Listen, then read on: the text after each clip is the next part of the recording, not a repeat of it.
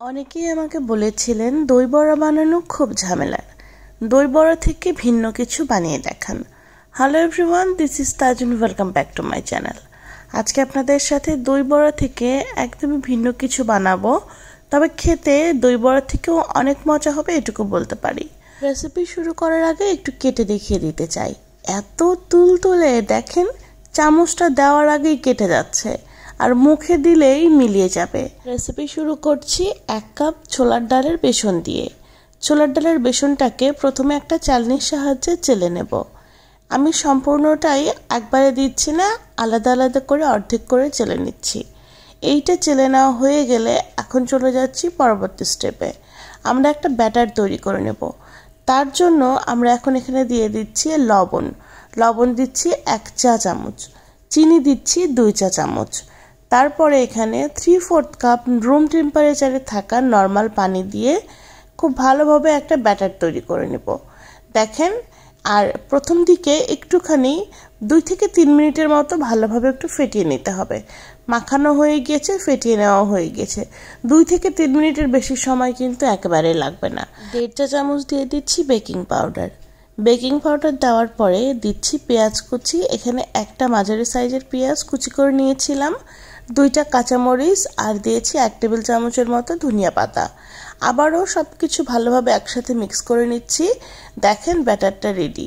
পানির পরিমাপ এবং যেই উপকরণগুলো দিয়েছি, উপকরণগুলো যদি ঠিক থাকে একদম পারফেক্টলি আপনারা এটা বানাতে পারবেন। তেলে দিচ্ছি, চুলার আঁচটা কিন্তু একদম একটু লো হিটেই রাখতে হবে। তেলটা ভালোভাবে গরম করে নিয়ে চুলার আঁচটা একদম কমিয়ে তারপরে এই বড়াগুলোকে ভেজে নিতে হবে।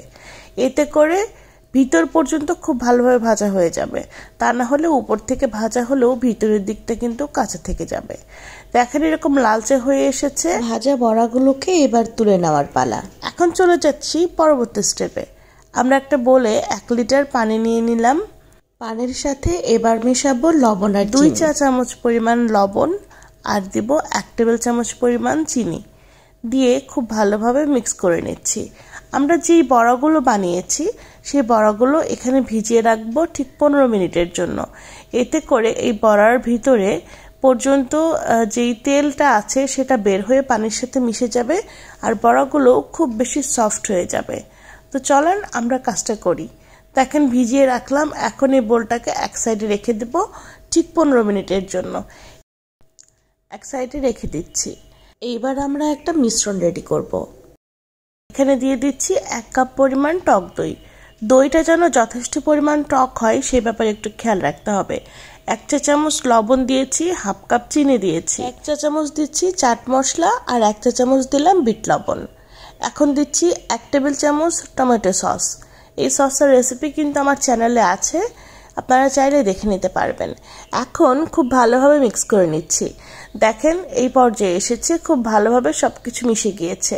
মিশ্রণটাকে পাতলা করার জন্য 1 কাপ দুধ দিয়েছি। দুধটা দেওয়ার কারণে মিশ্রণটা পাতলা হয়ে যাবে, আর আমরা যখন এই বড়াগুলোকে এর মধ্যে ভেজাবো তখন সেটা একদম খুব ভালোভাবে সোক করে নিতে পারবে, আর খেতে এত মজা হবে আপনারা বানালেই বুঝতে পারবেন। যাই হোক, এখন 2 হাত দিয়ে খুব আলতো করে প্রেস করে পানিটাকে বের করে ফেলছি। বড়াগুলো এত সফট, এত নরম যে এখনই কিন্তু ভেঙে যাবে এরকম অবস্থা। এই জন্য খুব সাবধানে আস্তে করে পানিটা বের করে নিতে হবে। দেখেন ঠিক এভাবে পানিটা বের করে নেওয়া হয়ে গেলে এখন আমরা ওই যে দুধ আর দইয়ের যে মিশ্রণটা তৈরি করে রেখেছিলাম সেখানে দিয়ে দিচ্ছি। এভাবে করেই সবগুলো বড়া এর মধ্যে দিয়ে দিব। এতে করে এই বড়ার মধ্যে যে তেলটা ছিল সেটাও কিন্তু বের হয়ে পানির সাথে মিশে গিয়েছে। দেখেন কি অবস্থা, কত তেল আছে উপরে। এখন এটা আমি ফেলে দিচ্ছি। এখন আর সামান্য একটু কাজ বাকি আছে। আমি প্রথমেই এটাকে একটা বড় বলে ঢেলে নিলাম, আর এই যে বাকি যেই দেখেন দুধ আর দইয়ের মিশ্রণটা আছে ওইটা কিন্তু ঠিক 15 মিনিটের মধ্যেই বড়াগুলো সোক করে নেবে। এখন দেখেন একটা কড়াইতে প্রথমে তেল দিয়েছি 1 টেবিল চামচ, তারপরে এখানে 3টে শুকনা মরিচ এভাবে করে একটু কেটে দিলাম, 1/2 চা চামচ জিরা দিয়েছি।